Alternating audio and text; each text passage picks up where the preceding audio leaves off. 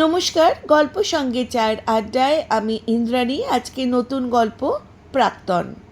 আপনারা যারা আমার এই চ্যানেলটিকে প্রথমবার শুনছেন, যদি ভালো লেগে থাকে তাহলে চ্যানেলটিকে সাবস্ক্রাইব করে আপনাদের অমূল্য মতামত জানাবেন এবং একটি লাইক দেবেন। শুরু করছি আজকের গল্প প্রাক্তন। প্রাক্তন তিনটে অক্ষরের একটি শব্দ, অথচ এই একটি শব্দে কত কিছু মিশে থাকে, কত না বলা কথা মনে পড়ে যায় এই একটি শব্দে।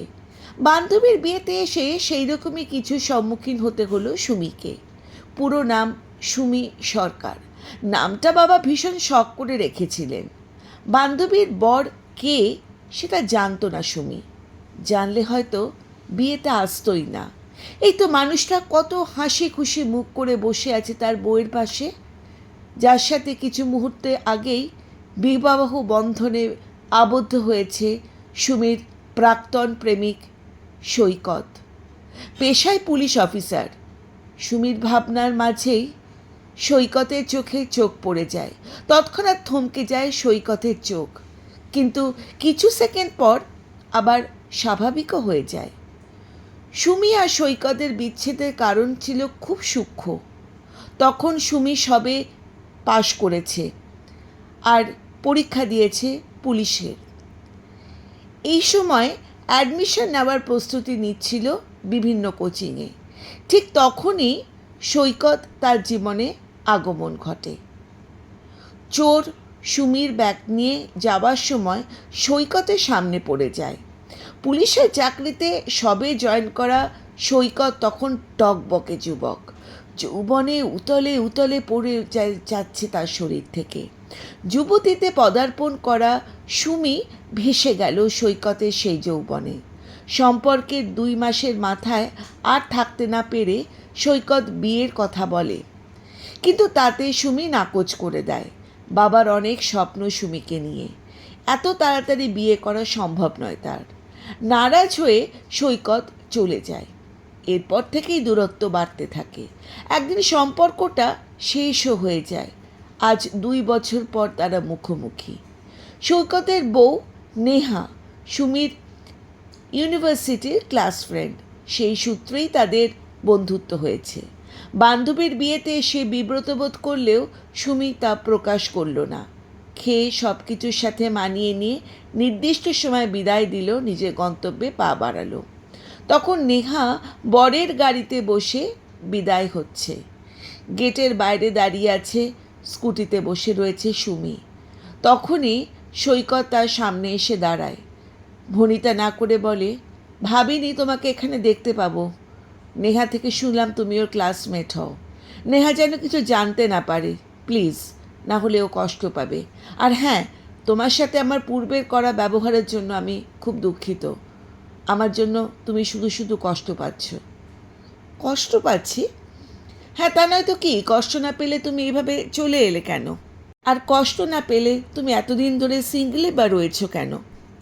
সুমির ইচ্ছে করলো সামনে দাঁড়ানো পুলিশম্যানটাকে স্কুটির তলে পিষে ফেলে মেলতে। তাচ্ছিল্যের হাসি হেসে ফুটিয়ে বলল, মিস্টার সৈকত, নিজেকে ইম্পর্টেন্স দেওয়াটা কম করুন। আমি সুমি, বাবার মেয়ে। বাবার স্বপ্ন পূরণ না করে বিয়ে করব না। আবার বিয়ে করলে বাবার ইচ্ছেতেই করব, তার পছন্দেই করব।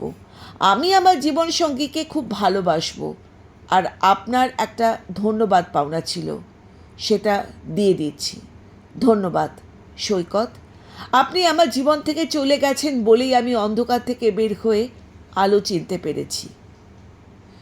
স্কুটি স্টার্ট করে দিয়ে পাশ দিয়ে কাটিয়ে চলে গেল সুমি। সৈকত পুলিশম্যান চেয়ে রইল অন্ধকারের রাস্তার দিকে। বুক ফুলিয়ে দীর্ঘ নিঃশ্বাস ফেলে সদুক্তি করল, হয়তো আমি প্রথম ভুল করেছিলাম সুমি, কিন্তু ঠিক পরে বুঝতে পেরেছিলাম তোমার কাছ থেকে দূরে সরে গিয়েও কিন্তু যেতে পারিনি। আমি তোমার লাইফে থাকলে হয়তো তুমি এগিয়ে যেতে পারতে না। আমি ঈশ্বরের কাছে প্রার্থনা করি তুমি অনেক বড় হও, বাবার স্বপ্ন পূরণ করো। আজ তোমাকে খোঁচা দিয়ে কথাটা বলার ইচ্ছে ছিল, যাতে তুমি ভেঙে না পড়ো। আমি জানি তুমি খুব স্ট্রং গার্ল। তোমার মতন সুমি সব বাবার গর্ব হোক। আর ঠিক 7 বছর পর একটি অ্যাওয়ার্ড ফাংশানে আবারও দেখা হয় তাদের। সুমি তখন ট্রফি নিয়ে বাবার হাত ধরে স্টেজে দাঁড়িয়ে। কলকাতার পুলিশ ডিপার্টমেন্টের সুমি সরকার দুঃসাহসিক সব কেস সমাধান করছেন, সাথে ছিনিয়ে নিয়েছেন একাধিক মিশন বিজয়। সুমি সৈকতকে দেখতে পেয়েও দ্বিতীয়বার আর সৈকত দূর থেকে চেয়ে চেয়ে দেখছিল একজন নারীকে, না ঠিক নারী নয়, একজন দেশরত্নকে। সৈকতের বুকে ব্যথা করে উঠছিল, কি অসহ্য বুক ব্যথা তার, যার কোনো নাম নেই, ব্যক্ত করার সংজ্ঞা নেই। গোপন এক বুক ব্যথায় বিষিয়ে যাচ্ছিল তার হৃৎপিণ্ড। সে এক গোপন প্রেমের গোপন ব্যথা, যে প্রেমের নাম হয় না। দুদিন আগেই একটা মিশন থেকে ফিরে এসেছে বাড়িতে সুমি। ছুটি নেওয়াটা নিজের ওপর নির্ভর করে, পরিবার আছে যেহেতু ছুটি নিয়ে ঘরে ফিরতেই হবে। প্রতিবারের মতো এবারও তার মা বিয়ের জন্য গুনগুন করতে লাগলেন। এবার সাথে ছোট বোন ও বাবাও যোগ দিয়েছেন। সুমির বাবা বললেন, ও মা, অনেক এবার বয়স হচ্ছে, আর কতদিনই বা বাঁচবো তার ঠিক নেই। তুই এবার ঈশ্বরের আশীর্বাদে অনেক উঁচু পর্যায়ে চলে গেছিস, আমার আর কোনো আফসোস নেই তোকে নিয়ে। তবে মা, নিজের কথাও তো ভাবতে হবে। বিয়ে হলো জীবনের খুব গুরুত্বপূর্ণ একটি বিষয়। হঠাৎ করে তোমাকে কারোর সঙ্গে জড়িয়ে দেব সেরকমটা তুমি ভেবো না। তুমি বড় হয়েছো, দেশের কাজ করছো, ভালো মন্দ সবই বোঝো। তোমার কোনো পছন্দ থাকলে বলতে পারো, আমরা কোনো আপত্তি করব না, কিন্তু তোমাকে বিয়ে করতে হবে মা। আমার ছোট বোনও তোমার কথা বলছিল, তারপর তোমার ছোট বোনও একটা রয়েছে, তারও তো বিয়ে দিতে হবে একদিন। তোমাকে সঠিক কারো হাতে তুলে দিতে পারলে শান্তিতে থাকতে পারবো। বাবার কথাটা বুঝতে পারছো তো মা? সুমি কিছুক্ষণ ভেবে বলল, বিয়েটা অবশ্যই গুরুত্বপূর্ণ একটা বিষয় বাবা, আমার কোনো পছন্দ নেই। তোমরা যাকে পছন্দ করবে তাকেই আমি বিয়ে করব। তবে আমার বিয়ে শব্দটা অনেক ভয় বাবা, আমি ঠিক জানি না কেন, তবু আমার খুব ভয় করে। বাবা হেসে বললেন, ভয় তো করবেই মা, নতুন কেউ জীবনে আসবে, সে কেমন হবে, ভালো নাকি মন্দ, তোমাকে সম্মান করবে কি না সেটাও তো চিন্তার বিষয়। তবে মা, তুমি যেহেতু তোমার বাবা মার উপর তুমি সব ছেড়ে দিয়েছো, তোমার বাবা ঈশ্বরের আশীর্বাদে তোমার জন্য বেস্ট কাউকে খুঁজে আনবে, বাকিটা ঈশ্বর সহায়। সুমি উঠে নিজের রুমে চলে গেল। চারিদিকে যেন ধীরে ধীরে অন্ধকার ঢেকে যাচ্ছে। নিজে মনে সুমি ভেবে চলেছে নিজের জীবন নিয়ে।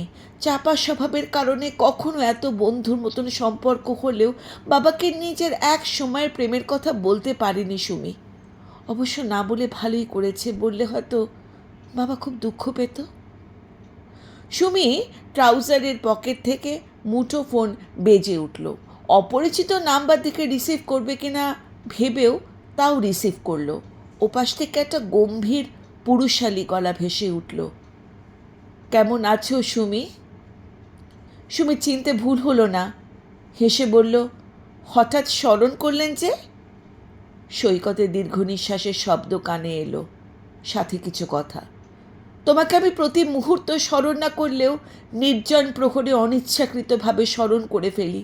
আমার মস্তিষ্ক তোমাকে মনে করতে চায় না, কিন্তু মন বারবার তোমার মুখে মনে করে। তুমি তুমি ভালো আছো তো সুমি? সুমি কিঞ্চিত হেসে বলল, আমাকে আপনার মনে করা উচিত নয় অফিসার, আমি অনেক ভালো আছি। শীঘ্রই নতুন কাউকে জীবনে জড়াবো, প্লিজ আমার জন্য প্রে করবেন। সৈকতের চোখ জ্বলে উঠল, কণ্ঠ স্বাভাবিক করে বলার চেষ্টা করলো, আমার ছেলে তোমার খুব বড় ফ্যান সুমি, সে চায় তোমার মতন হতে। নেহা তোমার খুব প্রশংসা করে ওর কাছে। বেশ, তো নিয়ে আসবেন একদিন, দেখা করা যাবে। আর হ্যাঁ, বিয়ের কার্ড পেয়ে আসবেন, কিন্তু আপনার ছেলের সাথেও দেখা হবে। কথা ফুরিয়ে গেল। সৈকত মিনমিন করে বলল, এখন আমাকে মনে পড়ে তোমার? সুমি হেসে বলল, আমি বেহায়া পুরুষ রেখেছি, তবে বেহায়া পুলিশ রেখিনি। এমন বেহায়া স্বভাব নিয়ে দেশের কাজ করেন অফিসার? সৈকত থমকে বলল, বুঝতে পারল না ঠিক কী বলবে। বলবে না করে কত কি বলে ফেলেছে। আমতা করে বলল, আমি আমি দুঃখিত সুমি, ভালো থেকো, আমি রাখছি। কান থেকে ফোন নামিয়ে রেখে কিছুক্ষণ এক দৃষ্টিতে তাকিয়ে থাকে অন্ধকারে। সুমির মন তাচ্ছিল্য করে বলে, আপনার এই মনের গোপন কষ্টের জন্য আপনি আজকে নিজেই দায়ী সৈকত। নিজের হাতে সব কিছু আপনি নিজেই কষ্ট পাচ্ছেন, সব কিছু আপনি ধ্বংস করেছেন। আমাদের মতন বুঝদার মানুষের মাঝে মাঝে কিছু ভুল করে ফেলে সৈকত, কিন্তু আপনি তেমনই একটা ভুল করেছেন। সঠিক সময়ে অনুভূতির গুরুত্বটা বুঝতে পারেননি আর না দিয়েছেন তার গুরুত্ব। আমরা বাস্তবতা মানতে মানতে মন বলেও যে একটা কিছু থাকতে পারে সেটা আপনি ভুলেই গেছেন। বাবা মায়ের পছন্দের পাত্রের সাথে দেখা করতে গেছে সুমি। পাত্রের নাম অঙ্কুশ দে, পেশায় ডাক্তার। বাবা মার উপর সব কিছু ছেড়ে দিয়ে সুমি অনিচ্ছা প্রকাশ করেছিল দেখা করতে, কিন্তু বাবা মানলেন না সেটা। যতই হোক দেখা হওয়াটা, একবার পরিচিত হওয়াটা খুব দরকার। সুমি কতটুকু পছন্দ হয় সেটাও বোঝা দরকার। এ তো আদরের মেয়ে, নিশ্চয়ই সহজে বিশ্বাস করে জায়গাও তারুর হাতে নিশ্চয়ই তুলে দেওয়া যাবে না। মেয়ের মতামতের একটা গভীর দায়িত্ব আছে। সুমি বিচক্ষণ বুদ্ধিমতী মেয়ে, এক দেখায় কারো সম্পর্কে কিছু একটা হলেও আন্দাজ করতে পারবে, কারণ সে কারো দিকে তাকালে সবার আগে আসামি দৃষ্টিতে তাকায়। পাশের মানুষটা চোর নাকি ডাকাত সেটা সবার আগে বোঝার চেষ্টা করে সে। আইনের একজন অফিসার তো আর এমনি এমনি হয়নি। বড়সড় একটা হোটেলের একটা ক্যাফেতে বসে আছে অঙ্কুশ। মায়ের পছন্দের পাত্রীর সঙ্গে দেখা করতে এসেছে সে। পাত্রীকে ছবিতে দেখলেও আজ সামনাসামনিভাবে দেখবে। পড়াশোনায় ডুবে থাকার কারণে অঙ্কুশের কোনোদিন প্রেমে পড়া হয়নি, সেজন্য নিজস্ব কোনো পছন্দও নেই। সবশেষে মা বাবার পছন্দের মেয়েকে বিয়ে করবে বলে ঠিক করেছে। মেয়ের নাম সুমি সরকার, পেশায় পুলিশ অফিসার। বয়স নিয়ে মা কিছু না বললেও তার আত্মীয়রা একটু কানাকুনি করছেন। আর তার মায়ের এক কথা, এত বড় একটা অফিসার কি কচি বয়সে হওয়া যায়? তাছাড়া তার ছেলেও তো যথেষ্ট বয়স হয়েছে, তার জন্য এই মেয়ে একদম পারফেক্ট জুটি। মায়ের বলা পারফেক্ট পাত্রীর সঙ্গে দেখা করতে এসে মহা বিরক্ত অঙ্কুশ। একজন এইরকমভাবে সময় জ্ঞানহীন হয় পুলিশ অফিসার? পাক্কা 30 মিনিট অলরেডি পেরিয়ে গেছে, কিন্তু মায়ের পছন্দের পাত্রীর কোনো দেখা নেই। কিছু মুহূর্ত পর একজন হঠাৎ অঙ্কুশের দিকে এগিয়ে আসতে দেখা যায়। লম্বা শরীরের রমণী, শাড়ি পরে হেঁটে আসছেন ধীরে ধীরে। শাড়ি পরিহিতা রমণীটি অঙ্কুশের সামনে দাঁড়িয়ে কোনো রকম জড়তা ছাড়াই বলল, অঙ্কুশ দে। অঙ্কুশ উঠে দাঁড়ালো। কিছু সেকেন্ড পর্যবেক্ষণ করে বুঝলো সামনের রমণী শাড়ি পরায় একেবারেই অপরিপক্ক, অর্থাৎ সে শাড়ি পরতে অভ্যস্ত নয়। বসুন মিস সুমি। সুমি সামনাসামনি চেয়ারে বসল। অঙ্কুশ কিঞ্চিত হেসে বলল, আসতে কোনো সমস্যা হয়নি তো? সুমি মুখের ওপর দেখলেও একটু উদ্বিগ্ন। অ্যাকচুয়ালি আমার আসার প্রবলেম পড়েছিল, একটু লেট হয়ে গেল। আপনি হয়তো ভাবছেন আমি সময়ের ব্যাপারে একেবারে জ্ঞানহীন, কিন্তু ব্যাপারটা তা নয়। অঙ্কুশ সঙ্গেই বলতে লাগলো, অবশ্যই না, প্রবলেম তো হতেই পারে। সুমি কিঞ্চিত হেসে তার মাথা নাড়ালো। সৈকতের মনে মনে বলল, মুখে অন্য কিছু বললেও আমি সত্যি আপনার বলা কথাটাই ভেবেছি মিস সুমি, কিন্তু সেটা আপনাকে বলা যাবে না। সো অঙ্কুশ দে, তাই তো? অঙ্কুশ বলল, হ্যাঁ, আপনি আমাকে অঙ্কুশও বলতে পারেন, সম্পূর্ণ নাম ধরে সম্বোধন করার কোনো দরকার নেই। সুমি আবারও হেসে বলল, আপনার নামটা খুব সুন্দর। অঙ্কুশ যেন কোনো কথা না পেয়ে বলল, এই নামটা আমার মা রেখেছে। অ্যাকচুয়ালি আমার মা যখন কনসিভ করে তখন মা কোনো একটা উপন্যাস পড়ছিল এবং সেই উপন্যাসে অঙ্কুশ নামের এই চরিত্রটি একজন মায়ের কাছে হিরোর সমান। তো মা তখন থেকেই ঠিক করেছিল যদি ছেলে হয় তাহলে তার নাম অঙ্কুশ রাখবে। এই অঙ্কুশ অধম আপনার সামনে দাঁড়িয়ে। সুমি হেসে বলল, তা অবশ্য দেখতেই পাচ্ছি। অঙ্কুশ বলল, আপনি যদি কিছু মাইন্ড না করেন একটা কথা বলতে পারি? হ্যাঁ বলুন। আপনি যদিও পুলিশ অফিসার, কিন্তু আপনাকে না পুরো হলিউডের একদম অ্যাক্ট্রেসের মতন দেখতে। কিছু মাইন্ড করবেন না। আপনার মতন এরকম সুন্দরী রমণী নিশ্চয়ই আগে কোনো প্রেমিক টেমিক ছিল, বা আছে হয়তো এখনও। আপনি যদি থাকে আপনি আমাকে বলে দিতে পারেন, আর আমি এক কথায় বিয়ের আগেই বিয়ে ভেঙে দেব, আর মাকেও কিছু বলবো না। সুমি আশ্চর্য হয়ে বলল, কেউ নেই? সত্যি? সুমি মনে মনে বিরক্ত হলো, কিন্তু তা প্রকাশ না করে বলল, বাবা বলেছিলেন আপনি খুব হাসি খুশি জোভিয়েল, এখন দেখছি একদম ঠিক বলেছেন। আপনি সহজেই সবার সাথে মিশে যেতে পারেন, মন্দ না। অঙ্কুশ ভুরু নাচিয়ে বলল, তাহলে বিয়ে পাক্কা? সুমি হেসে বলল, আপনাকে আমার পছন্দ হয়েছে। একজন হাসি খুশি মানুষ যদি একান্ত মানুষ হয়, তাহলে আমার জীবনও হাসি খুশিতে ভরে যাবে। অঙ্কুশ চমৎকার হেসে বলল, পারবো কি না জানি না, তবে আপনাকে আমি খুশি রাখতে পারবো, কারণ যদি আপনি হন তাহলে আপনাকে আমি খুশি রাখার দায়িত্বটা সারা জীবনের মতন নেব। আপনি নিশ্চিন্ত থাকতে পারেন। সুমি হেসে বলল, চলুন তাহলে আজকে উঠি, আর আপনার রোগীরাও নিশ্চয়ই আপনার জন্য অপেক্ষা করছে। অঙ্কুশ মাথা নাড়িয়ে আরও কিছু না বলে বিদায় নিল। সুমি ক্যাফের বাইরে এসে দাঁড়িয়ে আকাশ দেখল। বিকেল হয়ে আসছে, সূর্য নিভে যাচ্ছে। সুমি নিজের মনে নিজেকেই হেসে বলল, আমি আজ নতুন জীবনের দিকে পা বাড়াচ্ছি। আমার প্রেমিক থাকলেও তাকে আমি বিয়ে করতে পারিনি। সব প্রেমিক প্রেমিক হয় না, কিছু প্রেমিক প্রেমিকই থেকে যায়। পরদিনই দুই পরিবারে সবাই আলোচনা করে পাত্রপাত্রীর মতামত নিয়ে বিয়ের তারিখ ঠিক করা হলো। সুমি বিয়ের কার্ড নিয়ে তার এক সপ্তাহ পর হাজির হলো সৈকতের বাড়িতে। নেহা এককালের তার ক্লাসমেটকে দেখে আবেগপ্রবণ হলো। তখন সৈকত বাড়িতে ছিল না, তাই সুমি নেহার হাতে কার্ডটা দিয়ে বলল, স্বামী সন্তানকে নিয়ে আসবি আমার বিয়েতে। বান্ধবী বা বন্ধু বলতে আমার তেমন কেউ নেই, তুই আসলে আমার ভালো লাগবে। নেহা কথা দিল সে যাবে। সুমি নেহার ছেলে ইভানকে কোলে নিয়ে আদর করল। ইভানের গালে চুমু খেয়ে বলল, তুমি খুব সাহসী গো আন্টি। সুমি তাকে দেখে বলল, তুমি কি আমাকে পছন্দ করো? ইভান খিলখিলিয়ে হেসে বলল, খুব। আমি বড় হয়ে তোমার মতন সাহসী হব। বাবা তোমার অনেক অনেক গল্প করে। আরও কিছু সময় কাটিয়ে বিদায় নিল সুমি। রাতে সৈকতে বাড়ি ফিরেতে জানতে পারল যে তার বাড়িতে সুমি এসেছিল বিয়ের কার্ড নিয়ে। কার্ড উল্টে পাল্টে দেখল সৈকত তার বরের নাম। ছবি দেখতে সুন্দরী লাগছে। সৈকতের বুকটা চিনচিন হয়ে উঠল। সৈকত জবাব না দিয়ে উঠে চলে গেল। তার ভালো লাগছে না। সে জানে আজ তার আর কিছু ভালো লাগবে না, চারদিকে গুমোট হয়ে আসবে। সেটার প্রভাব স্ত্রী সন্তানের ওপর যাতে না পড়ে, সেই জন্যই সে চলে গেল। সে চায় না কেউ জানুক, জানাটা ভালোও হবে না। থাক না কিছু দুঃখ একান্তে।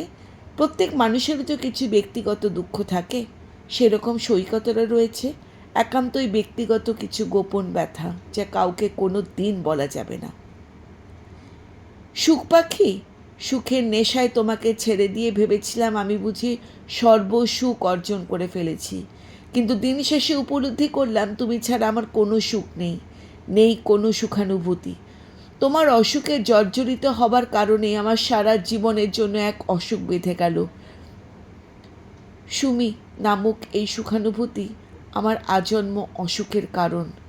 এই অসুখ কি কখনো শেষ হবে না? তুমি আমাকে ক্ষমা করো। সৈকতের মনের গভীরে লুকানো কথা কেউ শুনল না।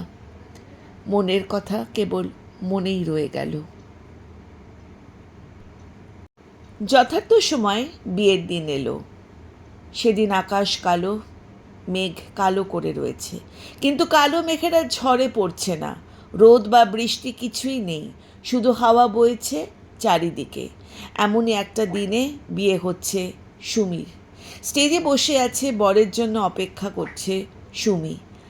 তার অপেক্ষাকে শেষ করে দিয়ে তার বর এলো। মালা বদলের সময় সুমির চোখ পড়ল সৈকতের দিকে। সৈকত ঠিক তার বর অঙ্কুশের পেছনে দাঁড়িয়ে। একটু দূরেই যেন সৈকত দেখতে পাচ্ছে তাকে। ছেলে আর বউকে নিয়ে দাঁড়িয়ে আছে সৈকত। সুমি দীর্ঘ নিঃশ্বাস গোপন করে তার বাবার দিকে তাকালো। বাবা মেয়ের মাথায় হাত বুলে দিয়ে অভয় দিলেন। সুমি কিছু মিনিটের মধ্যে বিবাহিত নারীতে রূপ নিল, আর কয়েকদিনের পরিচিত মানুষের সাথে সারা জীবনের জন্য একটা আবদ্ধ হলো। বিয়ে পড়ানো শেষ হয়ে গেলে সে সবার সামনে এসে দাঁড়ালো নতুন বউয়ের বেশে। নিমন্ত্রিত সব অতিথিরা আসছে উপহার নিয়ে।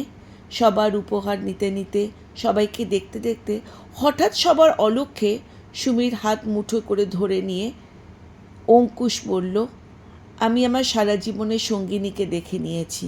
সে আমার একান্তই আমার স্ত্রী সুমি। উত্তরটা পছন্দ হলো না তেমন সুমির। ঠোঁট উল্টে বলল, একটু রোম্যান্টিকভাবে বলল না কেন? সুন্দর একটা নাম দিতে পারত। আর আপনার বউয়ের? অঙ্কুশ এসে বলল, তার নতুন করে কোনো নাম দেওয়ার দরকার নেই। সুমি এমনিতেই শত সহস্র সুবাসিনী ফুলের থেকে সুন্দর একটি নাম। সুমি নামটাই আমি বলে ডাকবো। সুমি হেসে মাথা নাড়িয়ে বলল, আয়নার মধ্যে কি দেখতে পাচ্ছ? সুমি কিঞ্চিৎ হেসে বলল, সুখ অনুভূতিময় একটা পুরুষ, যে আমার মন খারাপের সময় আমার পাশে এসে দাঁড়াবে। সবার মধ্যে এবার হাসি তামাশা হলো। সুমির উত্তর পছন্দ হয়েছে তাদের। কিছু দূরে দাঁড়িয়ে সৈকতে সবার চোখের আড়ালে একবার চোখটা মুছে নিল। তার দু চোখ দিয়ে জল গড়াচ্ছে। বিয়ে বাড়ি থেকে বিদায় নিল সবাই। সুমির নতুন বিয়ের জীবনে পা দিল। তার কাজিন এবং বন্ধুরা মিলে তার জন্য ঘরটাও সাজিয়েছে খুব সুন্দর। রাত 12টার দিকে সকল নিয়ম শেষ করে ঘরে প্রবেশ করল দুজনে। সুমি তখন খাটে বসে আছে পা গুটিয়ে।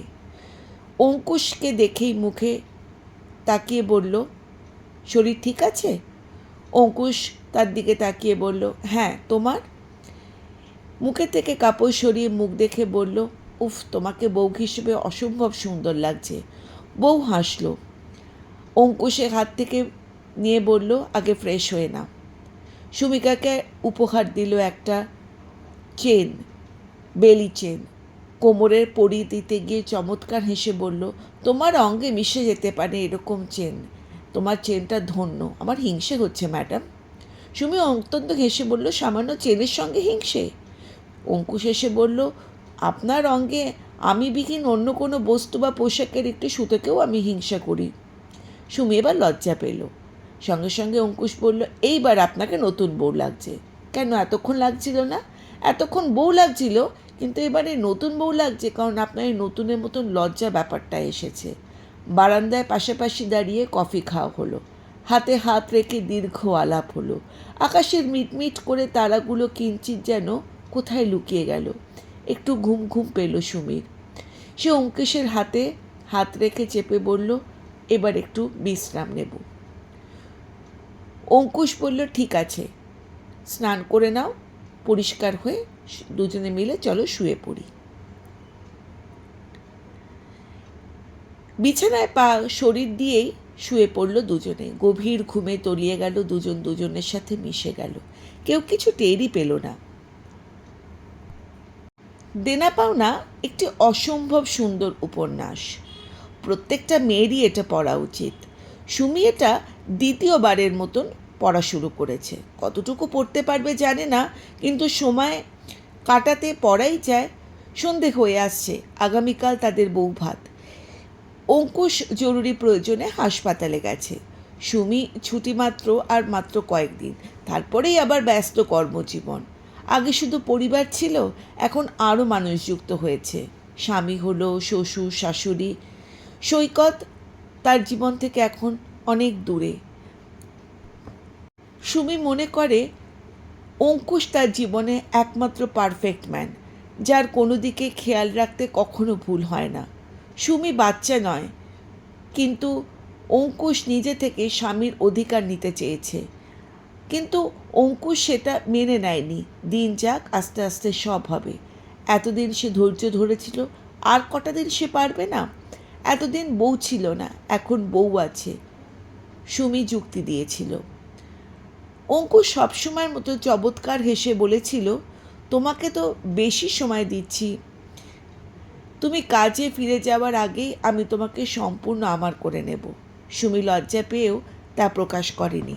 মানুষটা তাকে ইচ্ছে করে লজ্জায় ফেলতে চায়।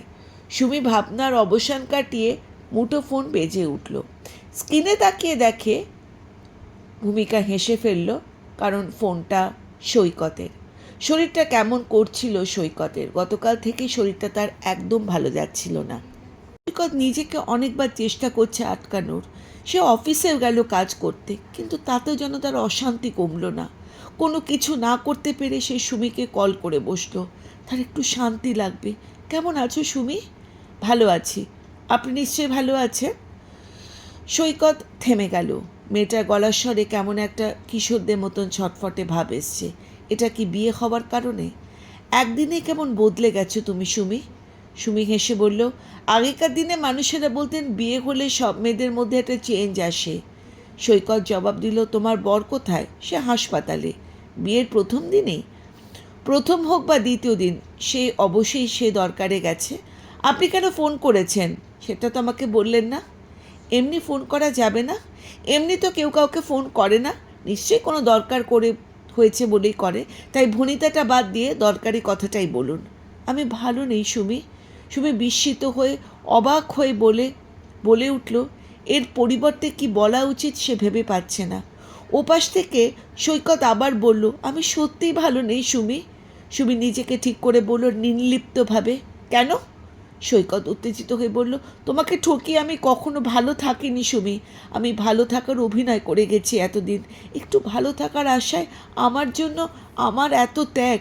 কিন্তু আমি ভালো থাকতে পারিনি তোমাকে ছাড়া সুমি। তাতে আমি কি করতে পারি? আমাকে একটু তুমি ভালোবাসতে পারো সুমি? জাস্ট একটু। ওই যে আগে আমি রাগ করলে ঠোঁটে ঠোঁট ডুবিয়ে। থামুন, থামুন মিস্টার। এসব নিজের কথা নিজের বউকে বলবেন। নির্লজ্জের মতন অন্যর বউয়ের কাছে আসবেন না। নাকি ঘরের বউকে দিয়ে চাহিদা মেটে না আপনার? সৈকত চুপ করে গেল। সুমি কঠিন স্বরে বলল, পরের বার যদি আর কখনো ফোন করেন, আমি কিন্তু আপনার বউকে সব কিছু বলতে বাধ্য হব। আর নিজের চরিত্রের ওপর নিজে খুব একটা ভালো যাচ্ছে না, সেটাকে আপনি নিজেকে কন্ট্রোল করুন। সুমি কল কেটে দিল। সৈকত থমকে কিছুক্ষণ একইভাবে বসে রইল। নেহা তার কাছে বারবার এসছে, আজ আর আসবে না এমনই কথা বলে সৈকত বাড়ি থেকে বেরিয়ে এসেছিল নেহার কাছ থেকে। কিন্তু সৈকতের কাজ আছে বলে সে থেকে গেছে। শূন্য বাড়িতে সৈকত বড্ড একা অনুভব করলো। সে চারিদিকে চাতক পাখির মতন তাকিয়ে হাহাকার করলো। জীবনে এতটা সে কখনো একা হয়নি। সুমি, তুমি আমার মায়ের থেকেও অনেক নিষ্ঠুর। মা তো জন্ম দিয়েই চলে গিয়েছিল। তুমি ভালোবাসতে শিখিয়ে দিয়ে হারিয়ে গেলে। না না, আমি তোমাকে হারিয়ে ফেলেছি। সুমি, তুমি ফিরে এসো। আমি কান ধরছি, আর তোমাকে কোনো দিন কষ্ট দেব না, কখনো না। গভীর রাত। সুখানুভূতিতে মূর্ছা যাচ্ছে ভূমিকা। এমন অনুভূতির সাথে প্রথম পরিচয় সুমি আর অঙ্কুশের। দীর্ঘ বছর ধরে পুরুষ হৃদয়ে জমে থাকা সকল ভালোবাসা, আবেগ, অনুভূতি সুমির মধ্যে ঢেলে দিয়েছে অঙ্কুশ। সুমি একসময় সহ্য করতে না পেরে অত্যাধিক জোরে মা গো বলে কেঁদে উঠল। অঙ্কুশ তৎক্ষণাৎ নিজের সাথে জড়িয়ে ধরে বলল, মাথায় হাত বুড়ে দিয়ে বলল, দেরিতে বিয়ে করা তেমন হচ্ছে। যদি আরও আগে বিয়ে করতে হয়তো এতটা কষ্ট পেতে হতো না। সুমি লজ্জায় ব্যথা ভুলে গেল। অসভ্য ডাক্তার। শিহরিত হয়ে সে অঙ্কুশকে আঁকড়ে ধরল। অঙ্কুশ আবেশিত হয়ে আবারও সুখিতে অনুভূতিতে ভেসে গেল স্ত্রীকে নিয়ে। পরের দিন সকালে রেডি হয়ে অঙ্কুশ হাসপাতাল যাবার আগে বালিশের পাশে একটা চিরকুট রেখে গেল। বইয়ের কপালে দীর্ঘ চুমুকে হাসপাতালের উদ্দেশ্যে রওনা হলো। ঘুমন্ত সুমি কেঁপে উঠে আবার ঘুমে তলিয়ে গেল। সুমির ঘুম ভাঙল 11টায়। এত বেলা পর্যন্ত ঘুমিয়েছে, অথচ কেউ এসে তাকে ডাকেনি। তার নজরে পড়ল একটা চিরকুট। সুমি চিরকুটটা খুলে দেখল, সারা রাত অনেক কষ্ট দিয়েছি, এবার মন প্রাণ ভরে ঘুমাও। কেউ তোমাকে ডিস্টার্ব করবে না। আমি সবাইকে বলেছি তোমার শরীর খারাপ, যাতে কেউ ডাকাডাকি না করে। ঘুম ভেঙে গেলে ফ্রেশ হয়ে আগে খেয়ে নেবে, কিছুক্ষণ হাঁটাহাঁটি করবে, দেখবে শরীর ফিট হয়ে যাবে। অঙ্কুশ। চিরকুট রেখে সুমি অঙ্কুশের মতন সব করে নিল। কিছুক্ষণ হাঁটাহাঁটি করে সময় কাটাতে আবার উপন্যাসটা নিয়ে বসলো। তৎক্ষণাৎ অঙ্কুশ কল করলো। কিছুক্ষণ কথা বলে রেখে দিল সুমি। আবারও উপন্যাসে মগ্ন হয়ে গেল। রাত 11টার পর বাড়িতে ফিরে অঙ্কুশ দেখল সুমি ঘুমিয়ে পড়েছে। এদিকে সৈকত বাড়ি ফিরে এসে দেখল নেহা টেবিলে খাবার নিয়ে বসে আছে। স্বামীর অপেক্ষায় বসে থাকতে থাকতে ঘুম পেয়ে গেছিল নেহার। সৈকতকে ফ্রেশ হতে বলে খাবার গরম করলো। দুজনে খেয়ে রুমে ঢুকলো ঘুমানোর জন্য। ইভান এখন আলাদা ঘরে ঘুমায়। নেহা বিছানায় বসে স্বামীর কার্যকলাপ দেখতে লাগলো। আজকাল সৈকত যেন খুব ব্যস্ত, এড়িয়ে চলে নেহাকে। এড়িয়ে চলার মানে নেহা ঠিক ধরতে পারছে না। সে যে কি করেছে সেটা বুঝতেও পারছে না। আজ জিজ্ঞাসা করবে বলে সে ঠিক করেছে। ভাবনা অনুযায়ী নেহা উদ্বিগ্ন হয়ে বলল, তুমি কি আমার থেকে কোনো কিছু লুকোচ্ছ? আমি কি কিছু এমন করেছি যাতে তুমি হার্ট হয়েছ? হঠাৎ এমন প্রশ্নে সৈকত কিছুক্ষণ ফ্যালফ্যাল করে তাকিয়ে রইল।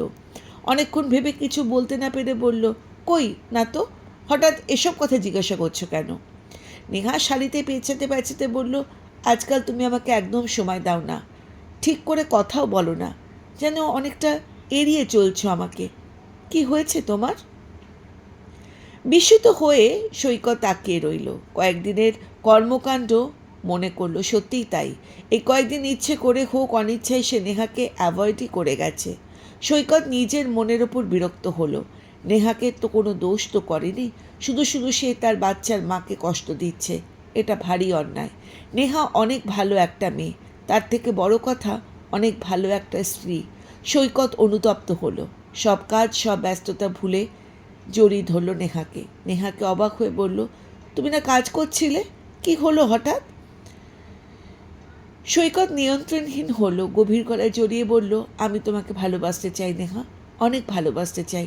যতটা ভালোবাসলে তুমি ছাড়া অন্য কেউ আমার মনের মধ্যে বিচরণ করতে পারবে না।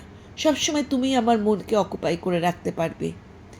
নেহা সৈকতের কোনো কথার মানে বুঝল না। সে এটাই বুঝে নিল যে সৈকত তাকে গভীর থেকে কাছে পেতে চাইছে। সেও জড়িয়ে ধরল সৈকতকে। সৈকত আরও বলতে লাগলো, তুমি আমার মন মস্তিষ্ক জুড়ে থেকে যাও প্লিজ। তুমি কিনা অন্য কেউ এই মনে যেন বিচরণ করতে না পারে। আমি যেন সব ভুলে যাই। আমি সব ভুলে যেতে চাই। সব ব্যস্ততার মাঝখানে আমি তোমাকে একমাত্র মনে করতে চাই নেহা, শুনতে পাচ্ছ? কামুকতা জেগে উঠেছে নেহার সর্বাঙ্গে। এক বাচ্চার মা বানিয়ে ফেলা স্ত্রীর অনাবৃত শরীরের দিকে তাকিয়ে সৈকত থমকে গেল। পাগল পাগল অনুভূতিতে ভেসে যেতে চাইল। নেহাকে জড়িয়ে ধরা অবস্থাতেই বক্ষে হাত বুলিয়ে বিছানায় নিয়ে গেল। মধ্যরাত তখন। গভীর ঘুমে আচ্ছন্ন নেহা। সৈকত একের পর এক সিগারেট টেনে চলেছে। মাঝে মাঝে খামচে ধরছে নিজের চুল। উন্মাদের মতন বিড়বিড় করে বলল, তুমি আমাকে এক মুহূর্তও শান্তি দিচ্ছ না সুমি। আমি তোমাকে মনে করতে চাই না, কিন্তু তুমি সবসময় আমার মন মস্তিষ্ক জুড়ে বিচরণ করছো। এ কেমন অবিচার তোমার? তুমি স্বামীর সঙ্গে সুখে সংসার করছো, আর আমি স্ত্রী সন্তানের দিকে তাকিয়েও পার করেও একান্ত মনে বসে থাকলে তোমার কথা মনে পড়ে যায়। আমি তো পাপী। আমার পাপী মস্তিষ্ক তোমাকে মনে করে, ভালোবাসে। এই কষ্টটা তুমি বুঝতে পারো সুমি? আমি কষ্ট পেলে তুমি কেন সমান কষ্ট পাচ্ছ না সুমি? আমি কেন? বছরের পর বছর পেরিয়ে গেল। ইভান বউকে নিয়ে এসেছে বরযাত্রী নিয়ে। সেই ছোট ইভান এখন সেনাবাহিনীর একজন দক্ষ সৈনিক।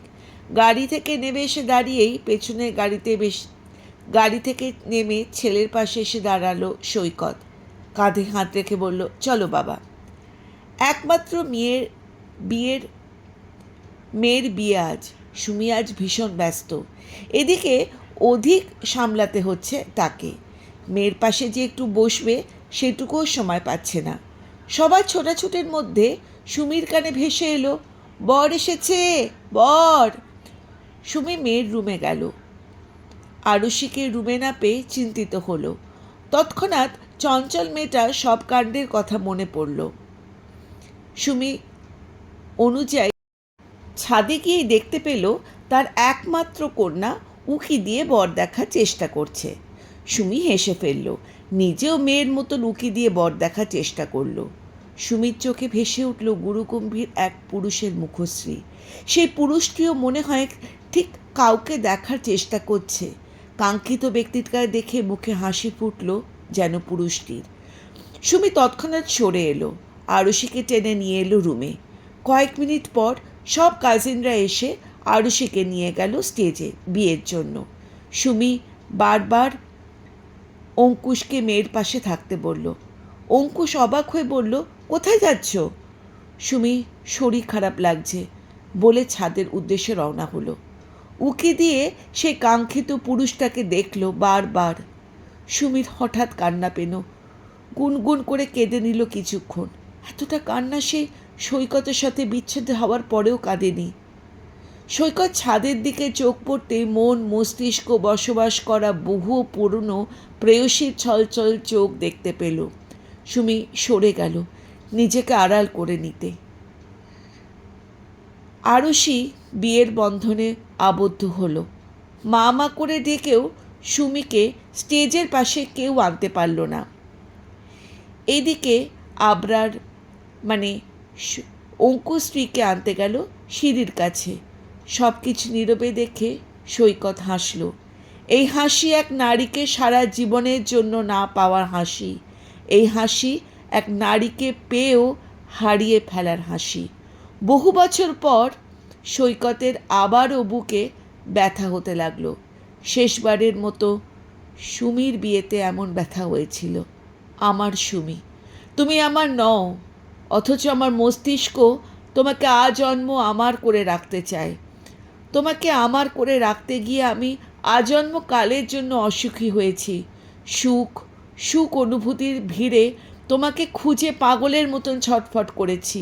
তুমি আসোনি সুমি, আমাকে একটুও ভালোবাসোনি। তুমি আমার নও, এই চিরন্তন সত্য আমি মেনে নিলেও আমার মন কোনোদিন মেনে নিতে পারেনি। আমি আজন্মকাল তোমাকে গোপনে আমার করে রেখে দিয়েছি। শরীরের দূরত্ব কি মনের দূরত্ব হয়? তুমি চোখের আড়ালে যতই সারা জীবন থাকো না কেন, সারা জীবন ঠিকই মনে আছো, আজও রয়ে গেছো, সারা জীবন এইভাবেই রয়ে যাবে। তোমার সৈকত।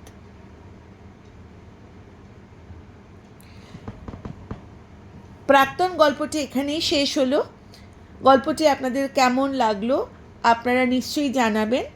আর গল্প সঙ্গে চায়ের আড্ডা থাকার জন্য অনেক ধন্যবাদ।